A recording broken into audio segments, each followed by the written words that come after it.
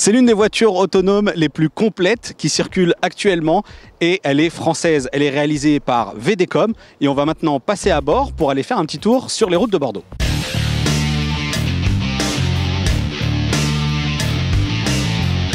Voilà, nous sommes entrés dans la zone autorisée pour les tests de la conduite autonome. Nous avons reçu un message sur la planche de bord. Il suffit de valider et là, eh bien, ce véhicule bascule automatiquement en conduite autonome. Et là, c'est assez impressionnant parce qu'il y a un écran qui sort de la planche de bord et on voit se matérialiser, en tout cas se schématiser devant nous toute la route, les ronds-points, les courbes que le véhicule va donc aborder.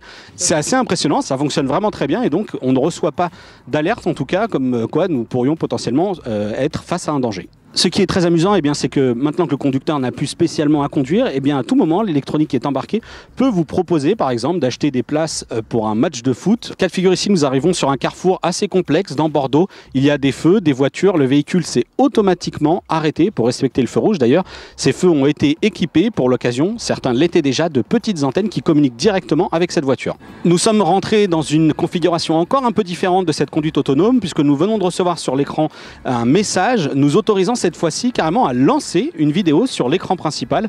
On est une nouvelle fois dans une autre étape de la conduite autonome, c'est assez intéressant.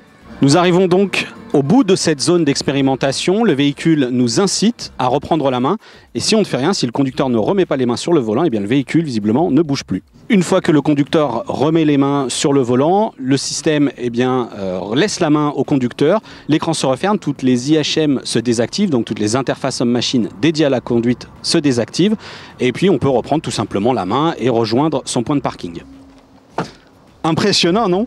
Vraiment, à aucun moment on s'est senti en danger dans cette voiture, mais alors comment ça fonctionne? La particularité, eh bien, c'est qu'ici VDCOM a tout intégré, y compris pour la norme d'après pour la conduite autonome, c'est-à-dire la certification de niveau 4, là où le conducteur cette fois-ci pourra même dormir dans la voiture.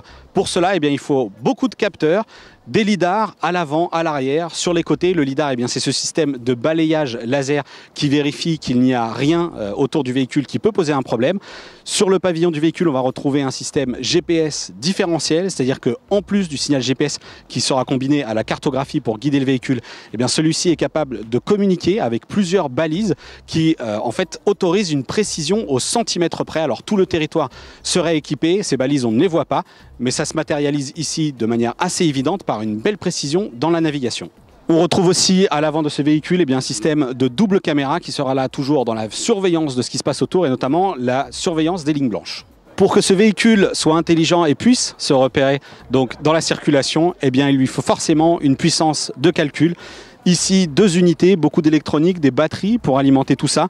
Mais les 2 éléments majeurs, eh bien, ce sont ici perception et hyperviseur. L'hyperviseur, eh bien, c'est ici le cerveau de la voiture qui prend en fait toutes les décisions en cas de difficulté, notamment à l'approche d'un rond-point ou d'un carrefour complexe. Ces voitures, elles conduisent très bien, mais à défaut d'adapter son comportement à toutes les situations comme pourrait le faire un conducteur, elles adoptent parfois des réactions un peu brutales. Lors de notre essai, nous avons croisé un bus qui était légèrement sorti de sa voie. Le véhicule a stoppé net, peut-être là où un conducteur aurait juste mis un coup de volant.